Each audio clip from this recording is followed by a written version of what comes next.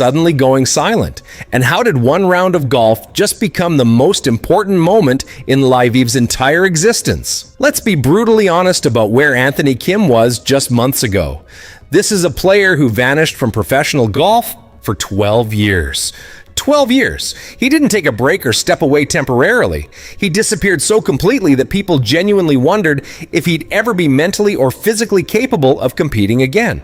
The rumored insurance policy that paid him millions to stay retired. The injuries so severe that doctors reportedly told him his Achilles might never heal properly. The isolation so complete that sightings of Anthony Kim became urban legends debated on golf forums like Bigfoot Encounters. When LIV Golf announced they'd signed Kim in 2024, the golf world reacted with a mixture of curiosity and mockery. PGA Tour media treated it like a publicity stunt. Golf Digest ran pieces questioning whether Kim could even make it through a full tournament.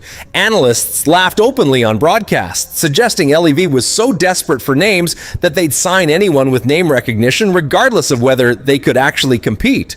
The narrative was set before Kim hit a single shot. This was going to be a train wreck, a cautionary tale about what happens when you try to resurrect a career that died over a decade ago, and for months, the critics looked right. Kim's early LIV performances were rough, flashes of the talent that once made him one of golf's brightest stars, buried under visible struggle, rust, and a body that clearly hadn't competed at this level in over a decade. Every missed cut became ammunition. Every bad round was proof that LIV's second chance narrative was a joke. The whispers got louder. Kim should retire again. This comeback is embarrassing. LIV is just warehousing washed-up names for publicity. Then came LIV Golf Adelaide, and everything changed in ways that are still sending shockwaves through professional golf.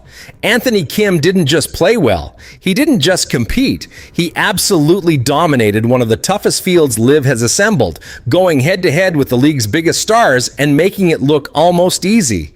And when the dust settled, Kim had beaten Bryson DeChambeau, LIV's most visible and dominant player, in a performance that left everyone watching absolutely stunned. But here's where the story gets truly fascinating and emotional. Bryson's reaction wasn't what anyone expected. Most elite competitors, when they lose, protect themselves. They talk about their own execution, keep it technical, deflect attention. Bryson did the exact opposite. In a post-round interview that's already gone viral across every golf platform, Bryson got visibly emotional talking about what he'd just witnessed, and his words revealed something way deeper than simple sportsmanship. If you're getting chills from this story, smash that like button and subscribe, because what Bryson said next shocked the entire golf world. Bryson called Kim's performance flawless. Not good, not impressive, flawless. He said Kim didn't miss a shot, that watching him play was like witnessing someone operating at a level that Bryson himself was struggling to match. Think about what that means for a second. The player who just lost is calling his opponent's round perfect. That's not standard post-match courtesy. That's Bryson staking his reputation on the statement that what he just witnessed was legitimate. World-class golf. But Bryson didn't stop there. His voice cracked slightly as he talked about Kim's journey, saying this is one of the greatest comeback stories in sports history. He mentioned Kim going from the lowest of lows, nearly leaving this earth entirely, to standing on a golf course, competing at the highest level again. The emotion wasn't manufactured or performed for cameras. This was genuine, raw feeling from a player who understood exactly how significant this moment was.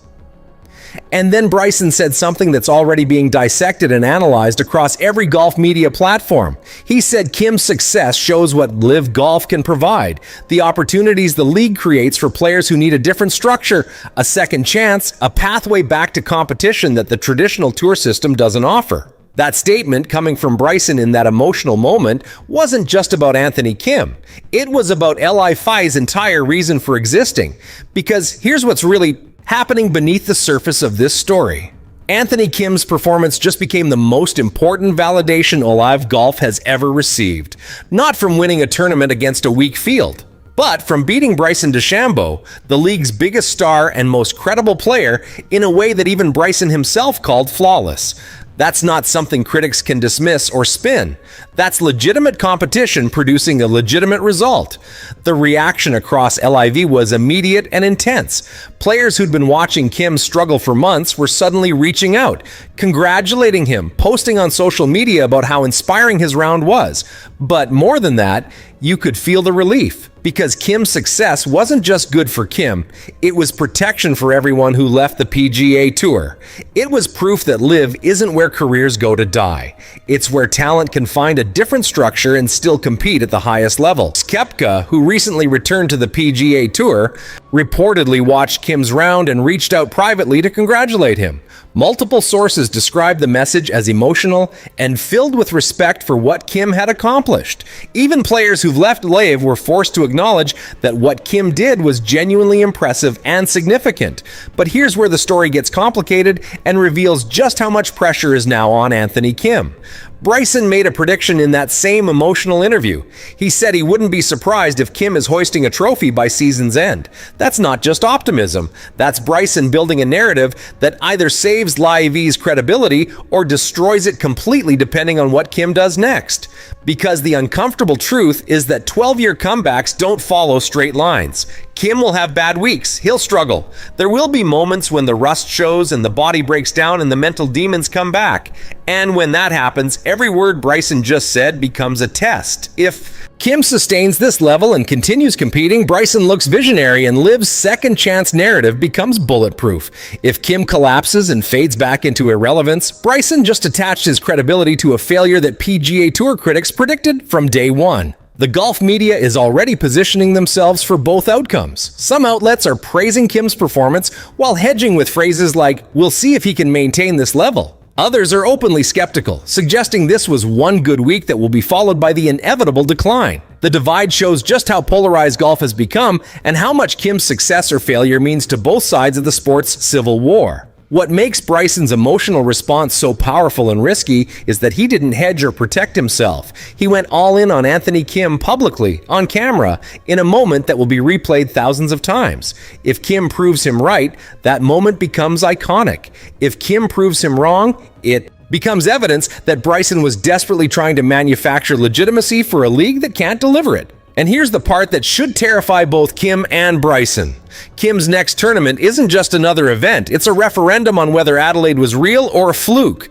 Every shot will be analyzed, every score will be compared, and the entire golf world will be watching to see if the comeback can sustain or if it was just one magical week that can't be repeated. Behind the scenes, LIV executives are reportedly thrilled but nervous. Kim's performance gave them the exact storyline they've been desperate for since the league launched. Proof that LIV competition matters. Proof that players can thrive in their format. Proof that the league isn't just an exhibition series for retired stars collecting checks, but they also understand that one performance doesn't change the broader narrative unless Kim can build on it. The pressure on Kim now is absolutely crushing. He's not just playing for himself anymore. He's carrying LIV's credibility on his shoulders. Every tournament becomes a statement about whether the league works, every bad round becomes ammunition for critics, and every good performance becomes proof that Bryson was right to get emotional and stake his reputation on Kim's talent. What Anthony Kim did at LIV Golf Adelaide was a force in golf since Tiger Woods at his peak. 8 PGA Tour wins in 2024 alone, 2 major championships, the FedEx Cup title, over $62 million in career earnings. He's been so consistently excellent, so mentally unshakable, that the golf world started treating his dominance as inevitable and boring. Scottie shows up, Scottie wins, Scottie collects another check. That was the narrative. That was the expectation. That was the $20 million pressure cooker that nobody thought could possibly crack him. But Pebble Beach 2026 shattered that illusion completely. And the way it happened, the specific moments that broke him down, revealed cracks in Scheffler's armor that nobody knew existed. This wasn't just about bad shots or unlucky breaks. This was about a player visibly struggling under pressure in ways we've never seen from him before. Thursday started normally enough. Scheffler opened with a solid 68 3-under par, exactly the kind of steady professional golf that's defined his career. Nothing spectacular, nothing disastrous, just Scottie being Scottie. He was 4 shots off the lead, perfectly positioned to make a weekend move. Commentators praised his patience and course management. Analysts predicted he'd grind his way into contention by Sunday. Everything felt predictable and safe. Then came Friday, and the wheels started coming off in slow motion. Scheffler's opening 9 holes were a disaster, 3 bogeys and only 1 birdie, leaving him 2 over for the day and suddenly flirting with the cut line. For a player who almost never misses cuts, who prides himself on consistency and mental toughness, this was already shocking. But what happened on the back 9 was where things got truly insane and revealed something nobody expected. The 14th hole at Pebble Beach, a short par 5 that's basically a guaranteed birdie opportunity for tour professionals, became the scene of Scheffler's complete meltdown. His tee shot found the fairway perfectly, leaving him just 220 yards to the green with a chance to get back under par and stabilize his round. This is the kind of situation Scheffler converts 90% of the time. Routine golf for the world's best player. But Scheffler's approach shot flew way right, sailing over the green and into thick rough that's almost impossible to escape from. The gallery went silent. Commentators started stumbling over their words, trying to explain what they'd just witnessed. And then things got worse. Scheffler's chip shot from the rough came out fat, barely advancing the ball 10 yards and leaving him still off the green with another difficult pitch ahead. What happened next is what has the entire golf world in absolute shock. Scheffler's caddy, Ted Scott, normally calm and professional, turned to his player and said something that cameras caught audio of. "You're not thinking clearly right now. Step back." That moment, that public acknowledgement from a caddy that his player was mentally compromised, has never been seen before at this level. Caddies don't call out their players on camera during tournaments. They support, they encourage, they problem solve quietly. But Scott's intervention was so direct and so public that it immediately went viral. Scheffler did step back, took 3 deep breaths that cameras zoomed in on, and eventually made bogey on the hole. But the damage was done. He finished Friday with a 74, 5 over par, and missed the cut at Pebble Beach for the first time in his career. The world's #1 player, the guy who'd been untouchable for 2 years, was going home early from one of golf's most prestigious events. The post-round interview was painful to watch. Scheffler looked exhausted, not physically, but mentally drained in a way nobody had seen from him before. When asked about the pressure of maintaining his #1 ranking and living up to enormous expectations week after week, Scheffler's response sent shockwaves through the golf community. "Sometimes the weight gets heavier than you want to admit," he said quietly. "You try to push through it, but today I couldn't. Today it won." That admission, that public vulnerability, from a player known for being mentally bulletproof, changed everything. That this wasn't just a bad week. This was Scottie Scheffler admitting that the pressure was affecting him, that the expectations were becoming unbearable, that even he had limits to what he could handle mentally. Golf analysts immediately started drawing comparisons to other dominant players who'd cracked under sustained pressure. Tiger Woods' struggles in the late 2000s, Rory McIlroy's repeated major championship collapses after his early success, Jordan Spieth's 2016 Masters meltdown that seemed to break something inside him for years. The pattern was terrifyingly clear. Sustained dominance creates unsustainable pressure, and eventually, even the strongest mental games crack under the weight. Behind the scenes, reports started leaking that Scheffler had been showing signs of strain for weeks before Pebble Beach. Multiple sources described him as more withdrawn in locker rooms, less engaged with other players, and visibly tense during practice rounds. One fellow pro, speaking anonymously, said Scottie looked like a guy carrying the world on his shoulders and nobody was allowed to help him put it down. The $20 million figure isn't arbitrary. That's roughly what Scheffler earned in 2024 between prize money, bonuses, and endorsements. But it's also the expectation that comes with being #1. Every tournament he enters, he's expected to contend. Every major championship, he's expected to win or at least be in the conversation on Sunday. Every shot is analyzed, every decision questioned, every moment scrutinized by millions of people who've decided that Scottie Scheffler being dominant is the new normal and anything less is failure. But here's where the story takes an unexpected turn. On Monday after Pebble Beach, Scheffler made a decision that shocked everyone and showed he's at least aware of the problem even if he doesn't know how to solve it yet. He withdrew from the next tournament on his schedule, citing the need for mental rest and time with family. For a player who almost never skips events, who prides himself on showing up and competing week after week, this was a massive red flag that something fundamental had shifted. The withdrawal sent the golf media into overdrive. Was Scheffler taking a smart break to reset mentally?